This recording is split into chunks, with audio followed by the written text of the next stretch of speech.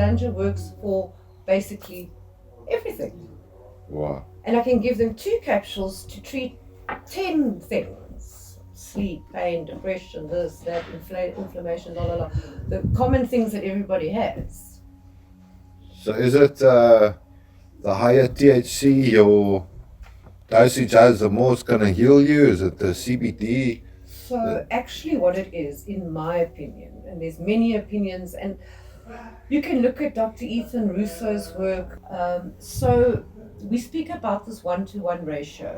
1-to-1. Yes, meaning that the plants that we're working with has the exact same percentage CBD as THC.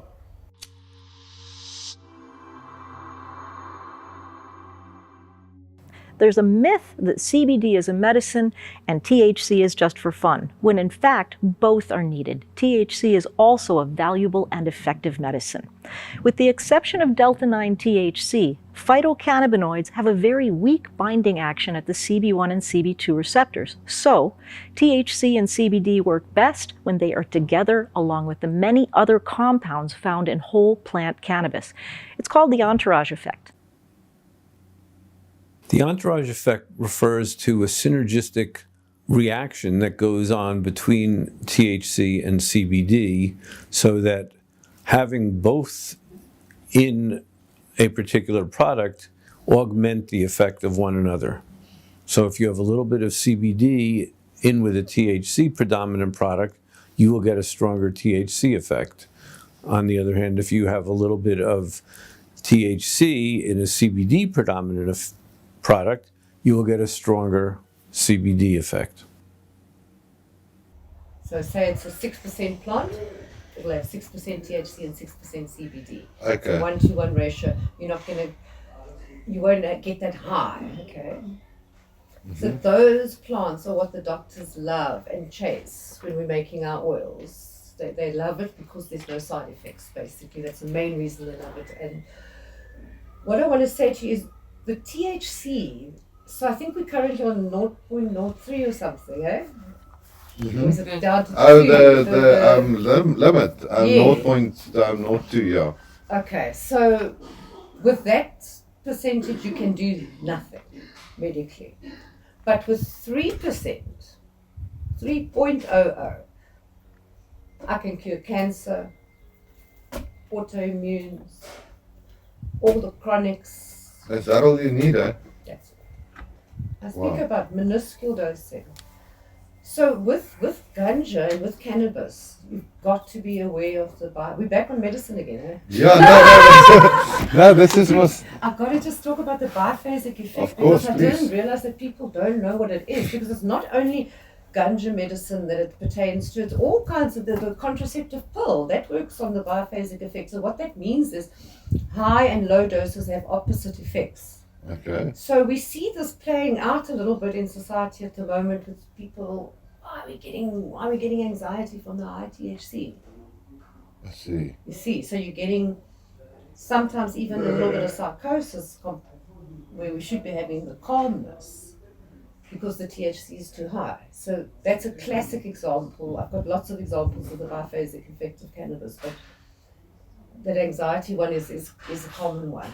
Blood pressure as well. Some people's blood pressure go down or up, but it's only temporary. Yeah. So the way the body was actually do discuss that. Is that from like too much THC? Okay. We have to be very, very careful right now where we are with our breeding patterns and the techniques that what we're trying to achieve with intention here, because in the plant, the higher the THC, so think about this, in the 1970s, 6% THC was considered high. They were locking people up for that stuff. Really, they were reefer madnessing about 6%. Today, we've got over 30s clubs. Yeah. And the average THC, I can tell you just from my judging work, the average THC is like 25%. And it's high. So that means that there's no CBD going on. So there's no protection in the plant. And I'm just concerned about people with pre-existing mental health conditions who are using high THC. They're going to pick up problems. Oh, is it? Yeah. How can the THC affect them? Yeah, Oh, like, it's going to give them anxiety and psychosis. I call it duffer psychosis. okay. And it's not something I really want to see happening. I need people to know about this. Patients like that, whether they've taken themselves off their meds or not, they need to be not going over 15% THC. I've seen it happen before, or I've heard of a case before. So, can you like just elaborate a little bit on that? Like you say, if you've got underlying mental condition, can the THC... Underlying or pre-existing meaning that you've already been diagnosed. Underlying, possibly not diagnosed. It doesn't really matter. I mean, you just don't know what the person's going through who comes into the club or into your home or wherever, out and about. Yes. And you see a reaction, and you know, it could be that they had a pre-existing. So with the pre-existing conditions, is it a chemical imbalance in the brain that just doesn't work with THC? Yeah. Or do you think it could be from other medications? That Absolutely. And you've got to look at the root cause of whatever condition they're walking with. It mostly stems in trauma. Absolutely. At Ask last, me a question, Queen. Is cannabis bad for kids? Cannabis is vital for kids. And new tonight, a controversial treatment, and the waiting list is in the thousands. Parents desperately trying to get their hands on a special strain of cannabis for their kids. It's called Charlotte's Web. And only on 7 News, Lindsay Watts shows us why it's about to become widely available in our state and why some are warning that we should proceed with caution. It's been this accidental miracle. Every laugh, every word is a gift Charlotte Figgy's family didn't think they'd ever see. 2 years ago, We had reached the end of the line for medical options. they were ready to say goodbye. The epileptic seizures started when Charlotte was just a baby and grew more violent, more frequent. It's okay, honey. Mommy's here. Up to $1,200 a month. Charlotte couldn't walk, talk, or eat. Her quality of life was none. I mean, we were at the point where we were just praying that she would die peacefully in her sleep because it was so much suffering. She wasn't there. You know, Charlotte wasn't there anymore. The family was desperate. Charlotte's dad had heard about the healing qualities of cannabidiol, or CBD, a chemical in the marijuana plant that doesn't cause a high. It so happened a group of brothers in southern Colorado was already experimenting with it. I didn't really think it was going to work. A few drops of oil made from CBD, taken orally twice a day, proved her wrong. This is where I store her medicine, in this lockbox. And this is how one dose. It's now called Charlotte's Web, named after the little girl who was the first patient. There have been many more success stories and about 250 families who've moved to Colorado to treat kids with epilepsy and cancer. Our national and international wait list climbs by 100, 200 every day, and it's currently around between 7,000 and 8,000. Jared Stanley and his brothers can't grow the plants fast enough. But this new grow operation in eastern Colorado that 7 News got an exclusive tour of will take care of the nearly 1,000 Coloradans on the waiting list by the fall. This is called cloning. Eventually, it will help eliminate the wait list completely. It's overwhelming. They call all the time, asking, hoping, wanting something, wanting a better answer. Their answer is coming because the Stanleys are now growing Charlotte's Web as hemp because there's so little THC in these plants. Charlotte's Web is less than 0.3% THC. Colorado is issuing permits to grow hemp for the first time this year, which has allowed the brothers to greatly expand production.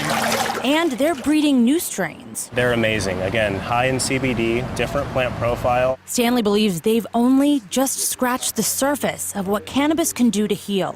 It comes up in conversation every day in our clinics. Swimming. You want to go swimming? Charlotte is in speech therapy, using a talking device to help her communicate. I ride a horse with Miss Happy. Her mom says she's nearly seizure-free, full of personality and love for her family. It's been amazing to hear her talking with me and interacting. I can't even put into words what that means to me. A story that's planted seeds of hope for so many others. But whether their solution lies in these greens, that's still the question. More answers are coming. Just this month, the Colorado legislature passed this bill. It'll provide funding for first-of-its-kind research on medical marijuana. If we scroll down here, you can see it allocates up to $10 million to do that. It's exactly what doctors are wanting to see when it comes to Charlotte's Web. Lindsay Watts, 7 News. Cannabis is absolutely vital for children, and that's why I've got a bit of a concern about this bill, as I read it on Friday morning. Yeah, So, yeah, I don't know what they think we do if we're putting pipes into babies' mouths, or how they think we get the ganja in there. But the reality is that the children need it the most. No, it's not simple. It's not complicated stuff I'm talking about here, because preventative medicine is where we should all be at as in a society. And if you look overseas, that's what you're going to find in these so-called first world countries. They don't wait for you to get sick. They start boosting you and giving you supplements and things like that throughout your life. And the biggest problem on earth today is that the topsoil, I mean, look at you guys are digging holes. I'm the same. I'm building my own soil on top. You can no longer farm in the earth's topsoil because it has 0 nutrients in it. It's like rape. Really? Yeah, no, really. So I can tell you from scientific papers that I've looked at that a sprig of parsley has got more nutritional value than a bunch of kale. Can you believe that? Yeah. And there's just 0 nutrition. You walk into the shop and see, what are you going to buy? Heinz showed me I get chicken patties. I can't remember what word he used, what it is. Processed. So like this is a piece of paper, seriously.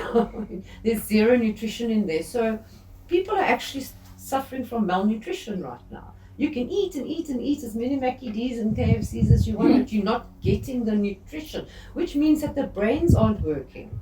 You know, you can see this, especially like in big cities, like in Cape Town, Joburg, with the displaced people, homeless people. You can see that they're not lekker. Whether they have an underlying mental condition or not, or whatever their trauma is, the bottom line is they have cognition issues because of malnutrition. We have cured schizophrenia just by changing a patient's diet, not even adding ganja in or any of these herbs in, just changing the diet. Food is thy medicine, absolutely, and unfortunately the food system is compromised and captured at the moment, because we are no longer growing our own food. We're buying processed food daily, feeding it to our children. Pregnant mothers are consuming all these processed foods with the MSG and the aspartame and sulfites, big problem. So can one implement cannabis into your food as well by using a little bit of oil or some seed? Seed, oil, leaves, smoothies. People are curing cancer with raw cannabis. And can I just tell you why that happens? Inside of the plant, the THC and the CBD and the CBC and all of the cannabinoids are in acid form, not LSD acid. Acid versions, chemicals. So it's THCA, CBDA, blah, blah, blah, okay? So the science that's coming out about the difference in potency is incredible. CBDA is 1,000 times stronger than CBD, and that was in migraine and nausea studies, which was quite a big study. Yes. CBDA 1,000 times, not 100,000 times stronger. THCA was 25 times stronger than THC in that same study, nausea and migraines. Wow. So you can cure everything with raw plant. Sure, and the plant grows so easily. In Revelations 22, I think it says, and the leaves are for the healing. You hear the Rasta saying this all the time. This is the truth. And the leaves are for the healing of the nations. And there, in that sentence, if you know how the endocannabinoid system works, that is telling you the dose even. High CBD, low THC. For the healing of the nations. Yeah. Sure. Yeah. There's got to be a very, very, very good reason why for 113 years they want to keep this plant. Why they're locking people like myself and my brothers and sisters up. I don't know if you've been arrested. I mean, come on. For a plant that's never ever killed one single human being. I'm talking about plant medicine, I'm not the synthetics that have got stats already. That's quite crazy. It's crazy. It's prohibition because it's obviously takes away, if anyone can heal themselves by growing a plant which grows in what, like 18 weeks. Yeah. Like how are the big pharmaceutical companies supposed to make the profits that they do, people? They cannot allow it. They cannot allow it. And same with all the other industries such as the fuel and the fabrics and all the hemp industry. So it is a miracle plant in that sense. I just want to go back to what we mentioned off camera earlier, like if you can elaborate a little bit on, when you grow a plant, when you grow your own cannabis plant, it's almost as if that plant adapts to your body, to you according to your genetics. Yes. If you can go a little bit into... So in the old days, I developed this like medical theory. I'm still playing with it. One plant, one patient. Okay, so those days, my patients used to travel from everywhere around the country to come to my garden and choose their own plant. I used to make them choose their own plant. So then I'd grow that plant up and make the oil, get in the blood, whatever, for medicine. And I've seen miracles happen, especially in patients that come back because they couldn't grow it for themselves for whatever reasons, okay? And they'd come and visit the plant. And there's no way that anyone can convince me that there wasn't botanical magic going on right there. And obviously the people stay with me and I keep checking on them with the healing. And this plant is the human companion plant. It loves human beings. It just wants to nurture us and heal us from our pain and our trauma. From the past 100 years of being separated from that plant. Some even longer than that. Yeah, that's quite... So yes, this could be this plant is all about the genetics of human genetics. This plant has been around from Sumerian times. Used to live in the water. It's onto us. It just wants to be closer and closer to humans. The more they try and keep it away from us. That's incredible. Yeah. So I'm gonna go down on the next list of our questions. So what role does cannabis play in your life as a traditional healer? I think we mostly... Like I said to you, in my practice, 95% working with cannabis, 5% with other herbs. Sure. So that's like a... Like I said to you, it's 678 medical conditions. I'm sure if I can look at that list again, I can even add more conditions there. I've seen papers saying 700 conditions, but we must keep the facts straight. So every single day of my life,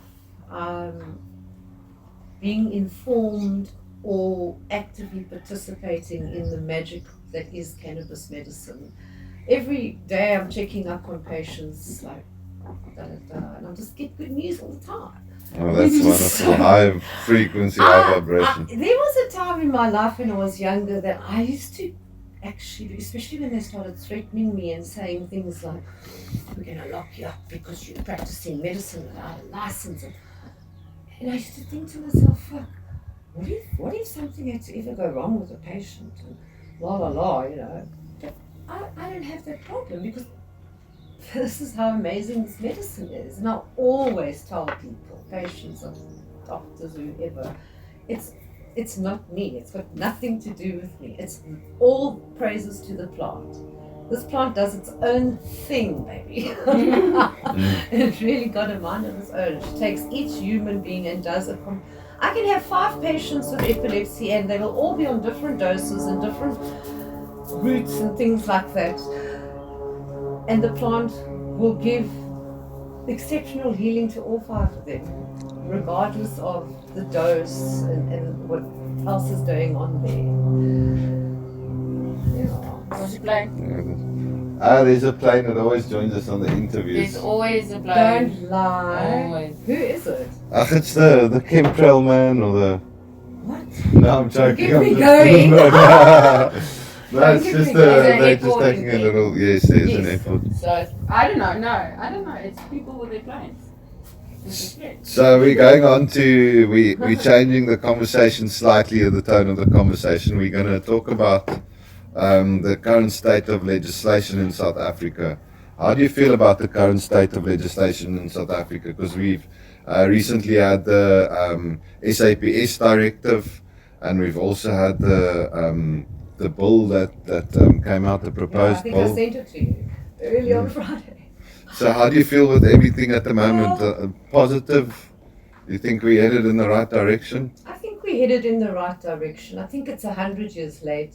But I'm always grateful for progress, and I've been part of the struggle since the 90s, since school really, my whole life actually. And what I really like about the SAPS directive, that one, it's the 23rd of August one, I really like the fact that they mentioned the role of the traditional healer there. Saying that, and I know some people are going to make comments like it's a loophole and this and that, but who's it a loophole for? I see that inclusion as definitely progress, especially for my own position in society and for my patients who are SAPS members. I mean, they're human beings and need the medicine just as much as everybody else. So I think they said people cannot be arrested for obtaining small amounts of ganja from their traditional healers, religious healers, which includes the Rastas. So I see that whole clause as a conscious realization by SAPS to protect SAPS members, patients, citizens, the Rastafarian religious leaders, and the traditional healers. Yeah, that's a massive step forward. It's I think that's massive good. Step forward. And did you see that in to go to the proposed bill, the Cannabis for Private Purposes bill, what stood out to me a lot is that repeal, or where they want to take out cannabis as a Section 2 in the Drugs Trafficking Act of 1992. I think you also saw that. Needs to come out. People always ask me this question, and for the only time I'm really going to be finally happy is when they completely remove this plant out of the entire legal system, out of the Drugs Act, the Medicinal Act, everything. They still written in the Medical Act that this plant doesn't have any medical profit. What I mean? Seriously, I mean, are you kidding me? But yet the USA has got all these patents on every aspect of this plant. But it's got no medicinal properties. How? And if it had no medicinal properties, why do they want to arrest me all the time? Practicing medicine. Yeah, no, that's a little bit funny how the system worked. But I think we, in times of the prohibition era is over, I think the worst is over. We realize that we can't continue like this. No, and I'm keeping a very close eye on Thailand as well. Okay. I mean, there's no regulation. The people want regulation, but they're taking a very calm and respectful, more conscientious kind of approach to it. I don't know, it could be the world's biggest ganja social experiment on the planet. I don't know. I mean, remember, Thailand used to be the absolute worst place on Jazz Earth that you would want to get arrested for ganja. Remember? Yeah. You don't come out of those cells. So it was quite a thing for me when I woke up and heard that Thailand is now free, like on the streets everywhere. When you've seen Conita went over, you see Angelus's and Jeannie's videos and things. That's incredible. Yeah. So that's where I'm at, to be honest with you. This whole legalization, regulation, it's a plant. I'm not a fan of regulating plant medicine. Absolutely, we should be regulating pharmaceuticals a little bit closer, because the way I see it, people are dying from the side effects of their meds. I mean, every time I get a new patient, regardless of what's wrong with them, whatever, I need a list of everything that you're taking. And then I do interaction check for CBD and THC. And I check the side effects of those meds, and I look at their symptoms, and I tie those things up, and all of these. And it's absolutely frightening. People on average are taking about 10 meds a day.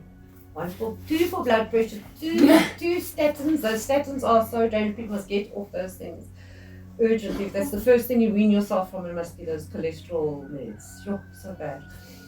Terrible side effects. And the side effects are the symptoms that they keep getting. You know, most of my patients, I'm very strict with weaning.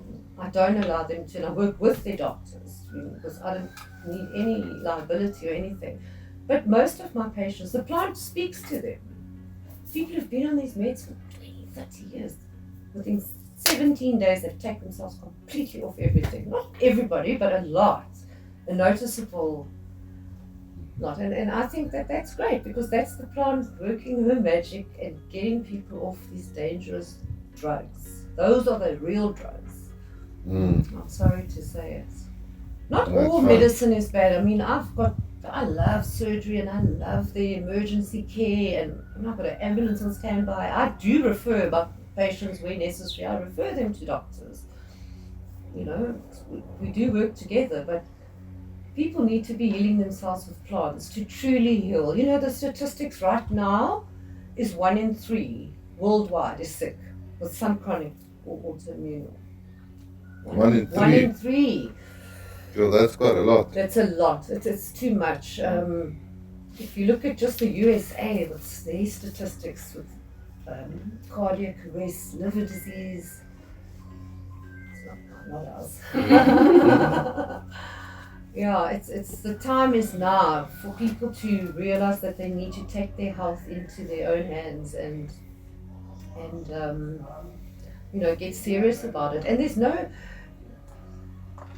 I think that access to the medicine has become so much easier. I mean, you can.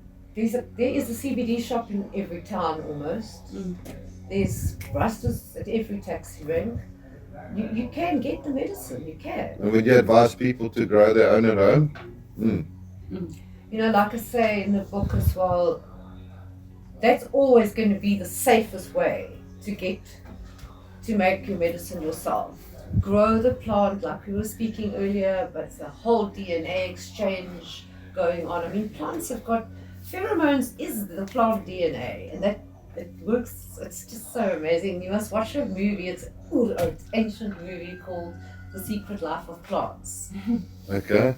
And there's this Chinese lady, she's got this, like it looks like a San Pedro cactus, maybe it is. And the way she talks to it, and it sounds like this plant, it's all amplified, obviously, it's insane.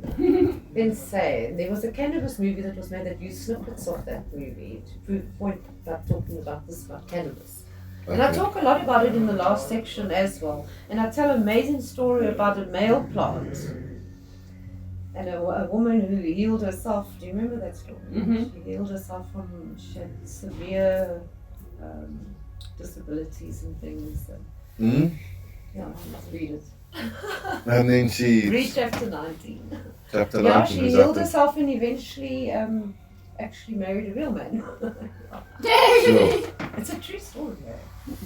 Okay, so it shows you that cannabis can heal on so many different aspects, you know, it's all around a companion plant. That's why, and I mean, did you see the human companion THC, yes, of course, of course. When I was small, I used to call it the THC plant because that was the most taboo word. It was worse than dacha if you to use the word THC. Oh, that was a real drug. Yeah. Yeah, so dacha and all those things, we've come a long way since we... I mean, do you remember before 2017, that's when everything really started happening with the Western Cape High Court ruling, Judge Dennis Davis ruling, Jeremy and Russ, Gareth Prince. I remember getting phone calls from people saying, "Is it only in Cape Town? Is that only in Cape Town?" I'm like, calm down, guys. I remember that too. And then obviously that led to 2018 to the Concord and Joburg. It was insane. So yes, we have come. As far as I know, Betty, you might know better. As far as I know, we are the only country that has the privacy clause. In Thailand, isn't it? Well, They've got because no they've got regulation no now. regulation, they No, also the have other countries look different, you're right. We're the only one. Yeah, we're the only one that has that. Yeah. Far more strictly regulated, if you want to use that word. So we're blessed to be able to grow our own at home. Yes. And I also love, going back to the police directive, SAPS's directive, they made some comments about club models where more than one people can Own a plant. How did they put it?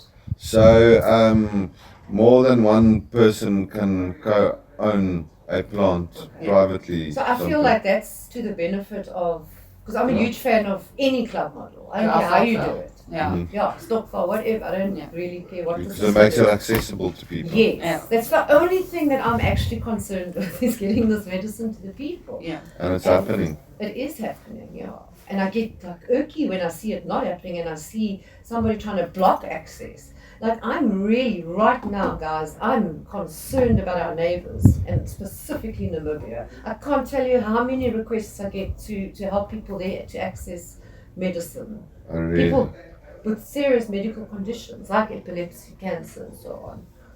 Yeah, a lot of and people even in need this. England as well, the CBD products that are on their shelves simply don't work. So I feel like we are super blessed here in South Africa, and we should, you know, there was times in my life when I thought I'm going to give up marching. I can't march anymore because they're just blocking us all the way. And you know, I'm so glad that we did carry on and push, and especially last year September when the Hayes Club ruling came out and we had to have an emergency march in September. That was massive. It was a year ago, exactly. And we got in front of Parliament. Yes. Yeah. It was wild. We came a long way. Yeah, we've come a long way. And even you guys here in Plet, even there's just a handful of you there by the police station, it was amazing. Everybody did their thing, you know. It's incredible, you know, it's a law that was changed by us, you know, meaning people, ordinary people that just had the law. It's a big thing. The cannabis community together changed that law. It's not like I think in other laws get changed for other reasons by other things. But I can't wait to hear what Myrtle's going to say. Myrtle hasn't, because do you know about Myrtle's rant? Yeah. Fields of Green for Myrtle. So she hasn't said anything about the bill yet. Mm-hmm. I always like to hear what she says. Oh yeah, that would be interesting. I'm sure I sent it to my teachers and my doctors and they said, oh, they're too scared to read it. But, you know, I mean, no one's saying anything about the fact that no limits were mentioned in the bill. So, which is great because we don't need... But that bill is not yet... It's a working document. It's a working document. But it's still... Well, they could it's publish still it just there, like you that. know? Exactly. They could. But they haven't. I'm a little bit concerned about all the child rulings, and listen, guys, please. My whole life people have been telling me, what about the children? What about the children? The children also need the ganja. I don't see the difference between smoking a spliff and drinking the Brandewijn and Coke in front of your children. So seriously, I feel like there's a portion of gap there that could encourage this culture of pimping, if you know what I mean. I can see problems coming with that. I see. You know how people are. Yeah, that is a... Because I've had to go to court so many times over the years to help people who stand to lose their children because of the plant and you know, that kind of vibe. Right. Yeah, that's not fair. It shouldn't be that way. I don't enjoy that at all. So maybe if this isn't the final paper. Yes, maybe the public can give some input on that, you know. So do you think so? Yes, because they are a bit harsh on the children aspect there, you know, you can get some serious fines. And But at the same time, they have made provision. This was a separate ruling in August, I think, also quite recently, where children in the rural and our rusted children, there can be no arrests for the children working in the garden with the plant. So that was a massive, yes. groundbreaking ruling, actually. Let's just check when it was. Could even have been in June. Because that's important, because we don't want to be separating the children from the plant. So I was actually quite upset at the expo, because I don't believe in this under 18s law, because it's actually under 2 to 18, unless they've re-gazetted that law, which I don't think so. It's just in 2018, when it came to cannabis in social lives, they literally just dropped it. Do you remember the law used to be 2 to 18? For other things like too. concerts, music concerts, and to accommodate women who are breastfeeding. Okay. So one of the reasons that people don't participate in events is because they can't bring their children with. So even like if you go to a beer fest and you've got the tents, like the children, I don't think they're allowed actually in there where there's actual droppings going on. But the children are around and running around. So I feel like as a society, we don't want to be isolating the children away from the plant. The children need to know what's going on. Yeah. Yeah. Because they also have the receptors and they need to know how these little bodies work. That's a big problem. I mean, if doctors can't explain to you how the endocannabinoid system works, then how, as a parent, are you going to explain to your children how their bodies work and what they need to do to take care of their bodies? Yeah, you need to be able to be open about it. It's not something you should. So I'm not against these safe areas, like what do you call it? At an event for smoking? Safe. Like a consumption areas, yeah. Safe consumption areas, yeah. Yeah, it's an adult space. Like say now at the last expo, if that tent, the Grow in Africa tent was further back for this puffing, then we could have had a jumping castle and I don't know, I just feel like... So sorry, I don't mean to cut you short. Now I see our time is running over an hour. Yeah. So I just wanna go like to the last thing is like there's two things. The first one is what can our viewers do to support you? Where can they find you online, and like how can our viewers access you? In what way can they support? Yeah, I am on Instagram and Facebook, and the book has a page as well. Yeah. Okay, can they just contact you if they want to buy the book or make use of your services? Yeah, they can just get hold of me, pop me a message, and then I can always just see what town they're in, and because my books are in some of the stores. Okay. In Pretoria at I can't remember all the names now. Tony Marie's shop. There's a couple of shops, Hogsback, Sedgefield, Cannon Club. Yeah, so you can get your book here at the clubhouse, guys. Yes, definitely. I'm going to be in Hogsback next month for the flower show. So exciting. I'll be doing 2 appearances there. So Okay, beautiful. See, at least moving forward, and there's a lot of support out there. We see your channel or your Facebook presence often. Yeah, but Facebook is blocking me everywhere. So your blog post on the blog post as well, and the causa styles. Causa styles, So in the old days, I had to hide my medical papers. Okay. I couldn't have Sister Vee, Cannabis, whatever, education. It just wasn't going to happen. And even that blog, Causa Styles, it got taken off so many times. It's a dark web. Things I don't even understand. Guys had to go in there and retrieve it. So it was quite wild, because they just didn't want... But it's online at the moment, right? It is, it is. And I must work on my website as well. I had to take a 2-year break now to care for my mom, so I'm very behind. No, but you're out there. We see you. You're out there. Yes, I'm so happy to finally be home. So for our viewers, please go check out Sister Vee and go support her, show her some love. Yeah. The final thing I wanted to ask is just a short positive message for our community out there. Nice heartfelt message. Guys, it's springtime. Tomorrow is the day that you start seriously planting your seeds. I just want to see everybody grow as much ganja as possible this year. Keep your leaves, keep your roots, keep your seeds. Make medicine, heal yourselves every single day, basically for free. You can have it raw, you can smoke it, you can oil it, you can get it in so many different ways. There's no reason to actually be sick anymore. So I just want to see everybody growing our human companion plant and living your best lives. And don't forget to let your light shine. Thank you, sister. Thank you so much. Irene. That's so much, Bless Hey, we got a beautiful, nice